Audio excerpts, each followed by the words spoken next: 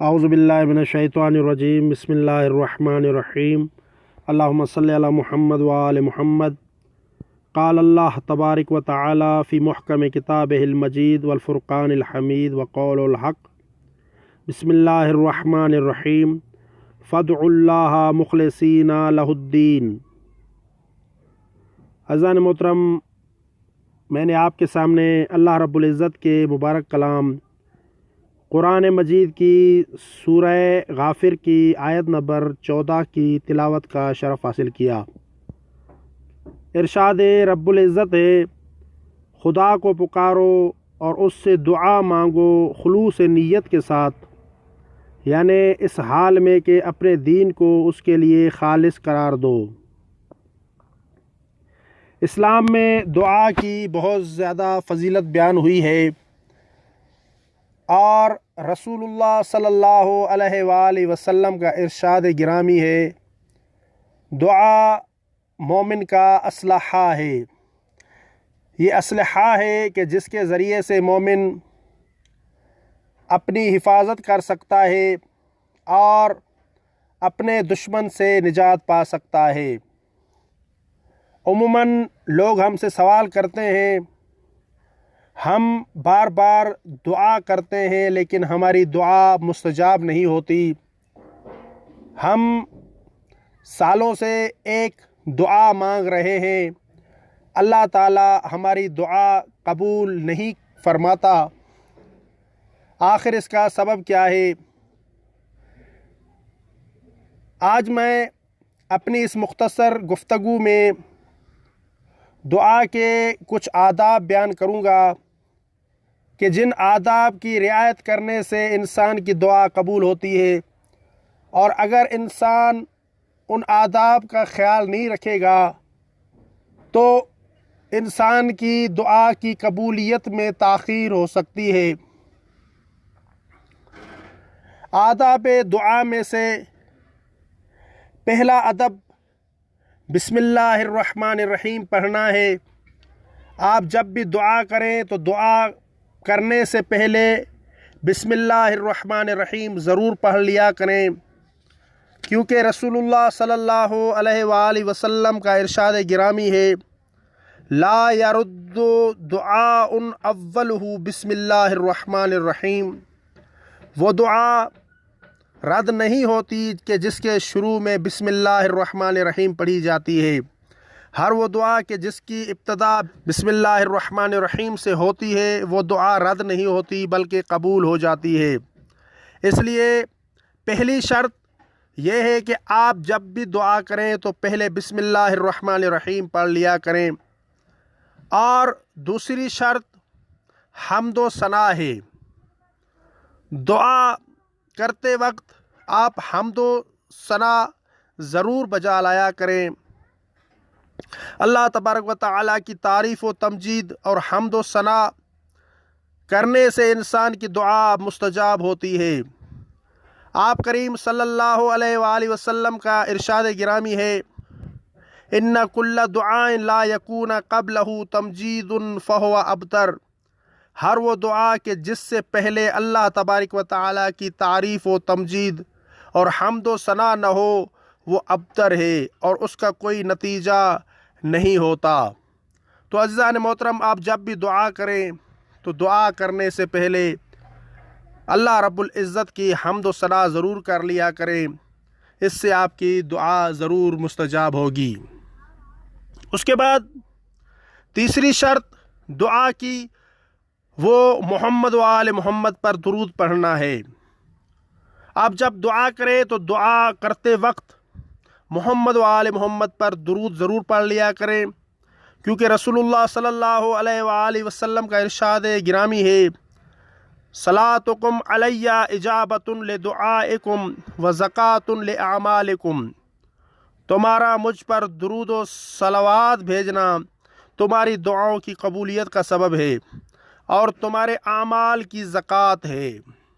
تو رسول اللہ صلی اللہ علیہ وآلہ وسلم اور آپ کریم صلی اللہ علیہ وآلہ وسلم کی آل پر درود دعا میں ضرور پڑھ لیا کریں، اور مولا صادق آل محمد علیہ الصلوۃ والسلام ارشاد فرماتے ہیں، لا یزال الدعاء محجوبا حتی یصلی علی محمد و آل محمد، دعا اس وقت تک پردوں میں چھپی رہتی ہے جب تک محمد و آل محمد پر درود نہیں بھیجا جاتا، اور جب محمد و آل محمد پر درود بھیجا جاتا ہے تو انسان کی دعا مستجاب ہو جاتی ہے، انسان کی دعا قبول ہو جاتی ہے۔ دعا کی قبولیت کی چوتھی شرط ائمہ معصومین علیہم السلام کی امامت و ولایت کا اعتقاد رکھنا ہے، اور ائمہ معصومین علیہم السلام کو شفیع قرار دینا دعا کی شرائط میں سے چوتھی شرط ہے۔ مولا امام محمد باقر علیہ السلام کا ارشاد گرامی ہے، من دعا اللہ بنا افلح، جو شخص ہم اہل بیت علیہم السلام کا واسطہ دے کر دعا کرے تو وہ شخص کامیاب و کامران ہوگا۔ تو اگر آپ کامیابی اور کامرانی چاہتے ہیں، اگر آپ چاہتے ہیں کہ آپ کی دعا مستجاب ہو، تو آپ محمد و آل محمد کا واسطہ ضرور دیا کریں۔ حضرت یوسف علیہ السلام کے واقعے میں بیان ہوا ہے کہ جناب جبرائیل علیہ السلام حضرت یعقوب علیہ السلام کے پاس آئے اور عرض کیا، میں آپ کو ایسی دعا بتاؤں کہ جس کی وجہ سے خدا آپ کی بینائی اور آپ کے دونوں بیٹے حضرت یوسف علیہ السلام اور حضرت بنیامین علیہ السلام کو واپس لوٹا دے۔ حضرت یعقوب علیہ السلام نے کہا، وہ کون سی دعا ہے کہ جس دعا کے پڑھنے سے میری بینائی بھی واپس آ جائے گی اور میرے دو بیٹے حضرت یوسف علیہ السلام اور حضرت بنیامین علیہ السلام واپس لوٹ آئیں گے؟ تو جناب جبرائیل علیہ السلام نے حضرت یعقوب علیہ السلام سے کہا، آپ یوں دعا کیا کریں، اللہم انی اسألک بحق محمد وعلی وفاطمہ والحسن والحسین ان تأتینی بیوسف وابن یامین جمیعا وترد علی عینی۔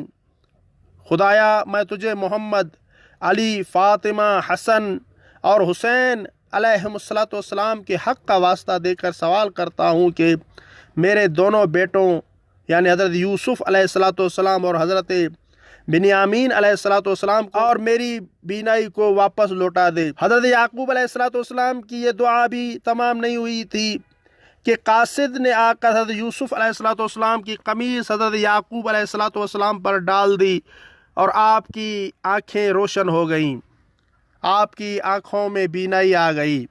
تو عزیزان محترم، آپ جب بھی دعا کیا کریں تو محمد و آل محمد کا واسطہ ضرور دے دیا کریں، کیونکہ محمد و آل محمد کے واسطے سے انسان کی دعا قبول ہوتی ہے۔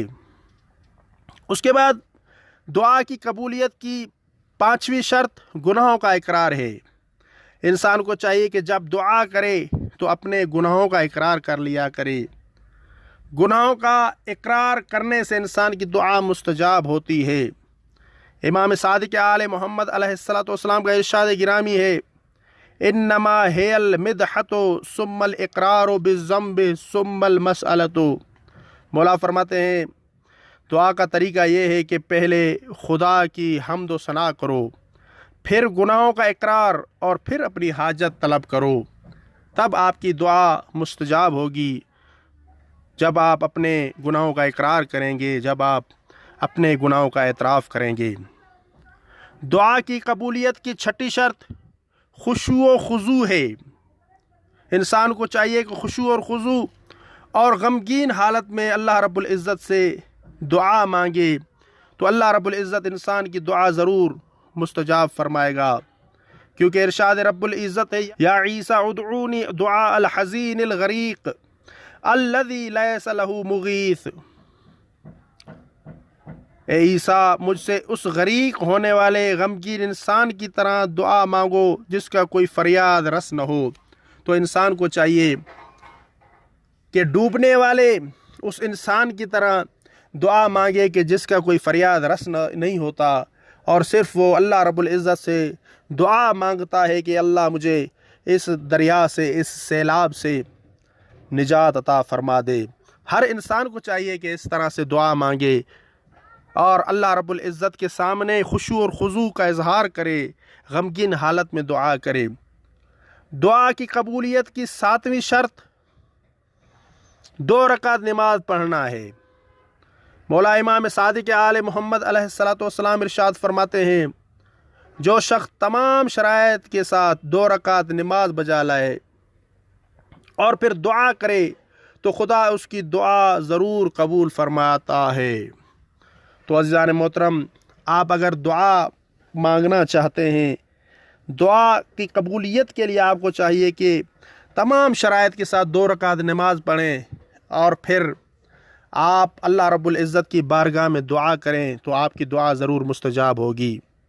दुआ की कबूलियत की 8वीं शर्त, अपनी हाजतों और मतलूब को ज़्यादा न समझो। आपकी जो भी हाजात हैं उन्हें ज़्यादा मत समझें, क्योंकि अल्लाह रब्बुल इज़्ज़त की रहमत सबसे ज़्यादा वसी है। रसूल करीम सल्लल्लाहु अलैहि वसल्लम से रवायत है कि खुदा फरमाता है, अगर 7 आसमानों और ज़मीनों के रहने वाले मिलकर मुझसे दुआ मांगे और मैं उन सब की दुआओं को कबूल कर लूँ और इनकी हाजात पूरी कर दूँ तो मेरी मुमलकत में मच्छर के पर के बराबर भी फ़र्क नहीं आएगा। तो अज़ीज़ान मोहतरम, अपनी दुआओं को हकीर समझा करें, जैसा कि रवायात में है कि मच्छर के पर के बराबर भी फ़र्क नहीं पड़ता अगर आपकी दुआ अल्लाह रब्बुल इज़्ज़त मुस्तजाब कर दे। और रसूलुल्लाह सल्लल्लाहु अलैहि वसल्लम इरशाद फरमाते हैं, सल्लल्लाहु वज्ज़लू फ़इन्नहु ला यतग़ाज़मुहु शैउन। अपनी दुआ में बड़ी चीज़ों का सवाल करो, क्योंकि अल्लाह ताला के नज़दीक कोई चीज़ बड़ी नहीं है। जितनी बड़ी हो सके बड़ी बड़ी चीज़ों की दुआ मांगा करें बारगाह इलाही में, क्योंकि अल्लाह रब्बुल इज़्ज़त के नज़दीक कोई चीज़ बड़ी नहीं है, सिर्फ़ अल्लाह रब्बुल इज़्ज़त की ज़ात सबसे बुलंद व बाला और बड़ी है। दुआ की कबूलियत की 9वीं शर्त, दुआ को उमूमियत देना है। यानी आप जब भी दुआ मांगे तो तमाम लोगों के लिए दुआ मांगा करें, उम्मत मुसलमान के लिए दुआ मांगा करें। और मौला सादिक आले मोहम्मद अलैहिस्सलाम इरशाद फरमाते हैं, मन क़द्दम 40 मिनल मुमिनीन सुम्मा दआहो उस्तजीबु लहू। जो शख्स पहले 40 मोमिनीन के लिए दुआ करे और फिर अपने लिए दुआ मांगे तो उसकी दुआ कबूल होगी। 40 मोमिनीन के लिए दुआ मांगे, उसके बाद अपने लिए दुआ मांगे, मौला फरमाते हैं आपकी दुआ ज़रूर कबूल होगी। तो अज़ीज़ान मोहतरम, उम्मत मुसलमान के लिए दुआ किया करें, अपने रिश्तेदारों के लिए दुआ किया करें, अपने घर वालों के लिए दुआ किया करें, सब के लिए दुआ किया करें और आखिर में अपने लिए दुआ करें तो आपकी दुआ ज़रूर कबूल होगी। दुआ की कबूलियत की 10वीं शर्त, दुआ को मख्फी रखना है। रसूलुल्लाह सल्लल्लाहु अलैहि वसल्लम इरशाद फरमाते हैं, दावतुस सिर्र तअदिलु 70 दावतन फिल अलानियति। मख्फी तौर पर दुआ मांगना एलानिया तौर पर 70 मरतबा दुआ मांगने के बराबर है। तो आप जब भी दुआ मांगे तो मख्फी तौर पर दुआ मांगा करें, आपकी दुआ ज़रूर मुस्तजाब होगी। दुआ की कबूलियत की 11वीं शर्त, कबूलियत दुआ के बारे में हुस्न ज़न रखना। रसूलुल्लाह सल्लल्लाहु अलैहि वसल्लम इरशाद फरमाते हैं, उदउल्लाह व अंतुम मूक़िनून बिल इजाबा। खुदावंद आलम से इस तरह दुआ मांगो कि तुम्हें उसकी कबूलियत का यकीन हो। आप जब भी बारगाह इलाही में दुआ मांगें तो आप यकीन रखें कि आपकी दुआ ज़रूर मुस्तजाब होगी। यकीन रखें 100%, शक न करें कि दुआ कबूल होगी या नहीं होगी, क्योंकि आप अज़ीम परवरदिगार के सामने दुआ मांग रहे हैं, उस अज़ीम रब से दुआ मांग रहे हैं कि जिस रब के सामने हर चीज़ मुमकिन है, हर काम मुमकिन है। आप यकीन के साथ दुआ मांगे, आपकी ज़रूर दुआ कबूल होगी। और फिर आप करीम सल्लल्लाहु अलैहि वसल्लम ने इरशाद फरमाया, इज़ा दअौता फ़ज़न्न अन्ना हाजतक बिलबाब। जब दुआ मांगो तो ये गुमान रखो कि तुम्हारी हाजत दरवाज़े पर है, यानी तुम्हारी दुआ कबूल होगी। ये आपको गुमान रखना चाहिए। आप मुतमईन रहें कि आपकी दुआ ज़रूर कबूल होगी और अल्लाह रब्बुल इज़्ज़त आपकी दुआ को मुस्तजाब फरमाएगा। दुआ की कबूलियत की 12वीं शर्त, मखसूस औक़ात, हालात और मकामात में दुआ मांगना। कुछ मखसूस औक़ात हैं कि जिन औक़ात में दुआ मांगने से आपकी दुआ ज़रूर मुस्तजाब होगी, और हालात भी कुछ हैं कि जिन हालात में दुआ मांगने से आपकी दुआ मुस्तजाब होती है। इसी तरह कुछ मकामात हैं जैसे मक्का मुकर्रमा, मदीना मुनव्वरा, کربلائے معلی، نجف اشرف، اس طرح کے اور بھی بہت سے مقامات ہیں کہ جن مقامات پر آپ جب دعا مانگیں گے تو آپ کی دعا ضرور مستجاب ہوگی۔ اس لیے عزیزان محترم، آپ جب بھی ان مقدس مقامات کی زیارت کے لیے جائیں تو اپنی حاجات ضرور طلب کیا کریں، کہ یہ وہ مقامات ہیں کہ جن مقامات پر انسان کی تمام حاجتیں قبول ہوتی ہیں اور تمام دعائیں مستجاب ہوتی ہیں۔